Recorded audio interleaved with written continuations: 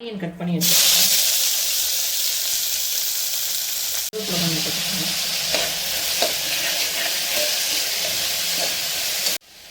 2 spoon ginger garlic paste போட்டுக்கலாம்.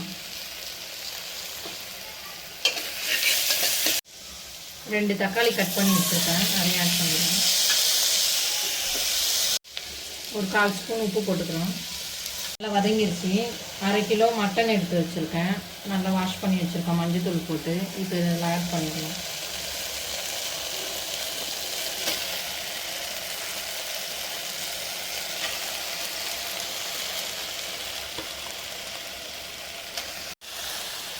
ஆயிலில் கொஞ்சம் நேரம் இதை நல்லா வதக்கிடலாம்.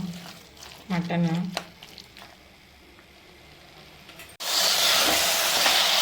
நல்லா ஆயிலில் வதங்கிருச்சு. கொஞ்சமாக கரம் மசாலா போட்டுக்கிறேன். ஒரு 1/4 ஸ்பூன் மஞ்சள் பொடி, வீட்டில் அரைச்ச குழம்பு மிளகாய் பொடி ஒரு 1/2 ஸ்பூன் போட்டுக்கிறேன். எல்லாத்தையும் இப்போ மிக்ஸ் பண்ணிடலாம்.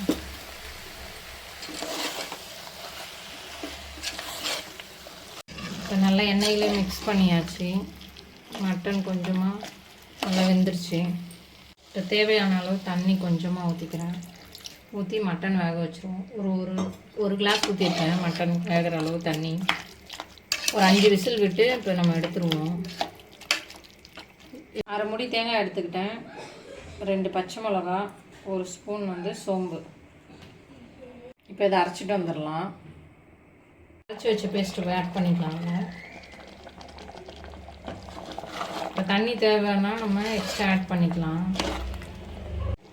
இப்போ தேங்காய் ஊற்றுனதுக்கப்புறம் நல்லா கொதிச்சிருச்சு. ஒரு 5 நிமிஷம் கொத்தமல்லி கொஞ்சம் போட்டு கேஸ் ஆஃப் பண்ணிடலாம்.